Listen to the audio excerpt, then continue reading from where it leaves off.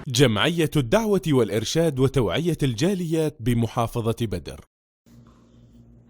الحمد لله رب العالمين والصلاة والسلام على أشرف الأنبياء والمرسلين أما بعد. محترم سامعین و حضرات، قرآن مجید کی پہلی سورت جس کا نام سورہ فاتحہ ہے، بڑی ہی شان، بڑی ہی فضیلت اور بڑی ہی اہمیت کی حامل سورت ہے۔ رسول کائنات صلی اللہ علیہ وسلم نے مختلف زاویوں سے اور مختلف طریقوں سے اس سورت کی شان کو بڑھایا ہے، اس کی فضیلت کو بڑھایا ہے۔ مسند احمد کی روایت ہے، صحابی رسول حضرت ابو سعید بن معلہ رضی اللہ تعالیٰ عنہ فرماتے ہیں کہ ایک دن میں نماز پڑھ رہا تھا، مجھے آقا علیہ الصلاۃ والسلام نے بلایا، میں نماز پڑھنے میں مصروف رہا۔ جب فارغ ہو کے آپ کی خدمت میں حاضر ہوا تو پوچھا، اے ابو سعید، میں نے بلایا تھا، آخر کس چیز نے تجھے میرے پاس آنے سے روکے رکھا؟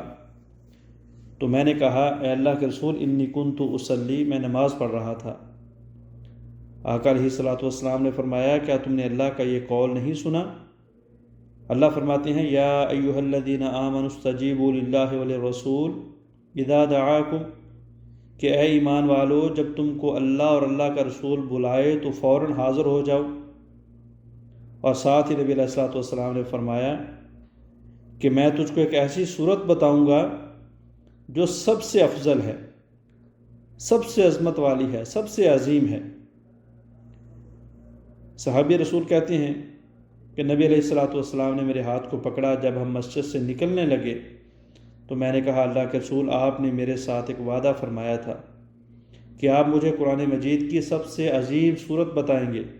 تو نبی علیہ الصلوۃ والسلام نے فرمایا، جی، اور وہ صورت ہے الحمدللہ رب العالمین، ہی اسبع المثانی والقرآن العظیم الذی اوتیتہ، کہ قرآن مجید کی سب سے عظیم صورت وہ سورہ فاتحہ ہے، جس کی 7 آیات ہیں، جس کو بار بار پڑھا جاتا ہے۔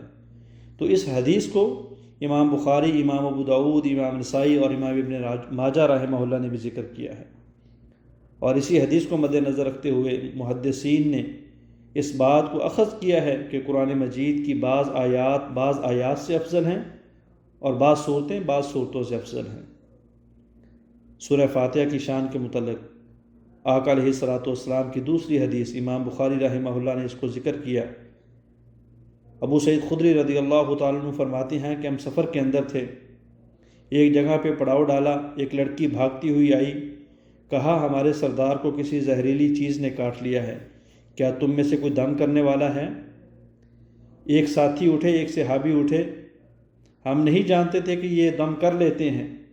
جب وہ واپس آئے تو ہم نے کہا کہ کیا آپ کو دم کرنا آتا تھا؟ آپ کو اس کا علاج معلوم تھا؟ تو اس نے کہا کہ میں نے تو سوائے سورہ فاتحہ کے کچھ نہیں پڑھا، میں تو اس کو سورہ فاتحہ پڑھ کے دم کر کے آیا ہوں اور اللہ نے اس کو شفا دے دی ہے، وہ تندرست ہو گیا ہے۔ انہوں نے صحابہ اکرام کو، قافلے والوں کو دودھ بھی پلایا اور 30 بکریوں کا تحفہ بھی دیا۔ صحابہ اکرام اس مسئلے کے اندر خاموش ہو جاتے ہیں۔ فتویٰ لینے کے لیے آقا علیہ الصلوۃ والسلام کی بارگاہ کے اندر حاضر ہوتے ہیں، پورا قصہ سناتے ہیں۔ آقا علیہ الصلوۃ والسلام نے فرمایا کہ وما کان یدریہ انہا رقیۃ، اسے کس نے بتایا تھا کہ یہ دم ہے، یہ پڑھ کے دم کیا جاتا ہے؟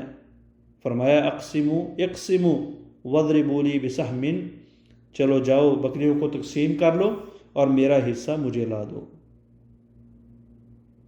سورہ فاتحہ کے متعلق اللہ کے رسول علیہ الصلوۃ والسلام نے فرمایا، صحیح مسلم اور سنن نسائی کی روایت ہے، حضرت عبداللہ بن مسعود رضی اللہ تعالیٰ عنہ فرماتے ہیں کہ ایک مرتبہ آقا علیہ الصلوۃ والسلام کے پاس جبرائیل بھی موجود تھے۔ آپ نے اوپر کی طرف ایک آواز سنی، جبرائیل نے بھی اپنی نظر آسمان کی طرف اٹھائی اور کہا کہ آسمان کا ایک ایسا دروازہ کھلا ہے جو آج تک کبھی نہیں کھولا گیا، اور اس دروازے سے ایسا فرشتہ آیا ہے جو آج تک کبھی نہیں آیا، اور وہ جو فرشتہ چیز لے کے آیا ہے وہ ایسی چیزیں ہیں جو کہ 2 نور ہیں اور آج سے پہلے کسی نبی کو نہیں دیے گئے۔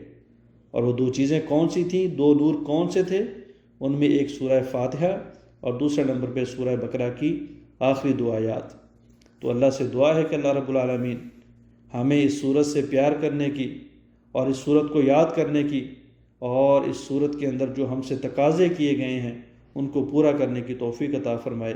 السلام علیکم ورحمۃ اللہ وبرکاتہ۔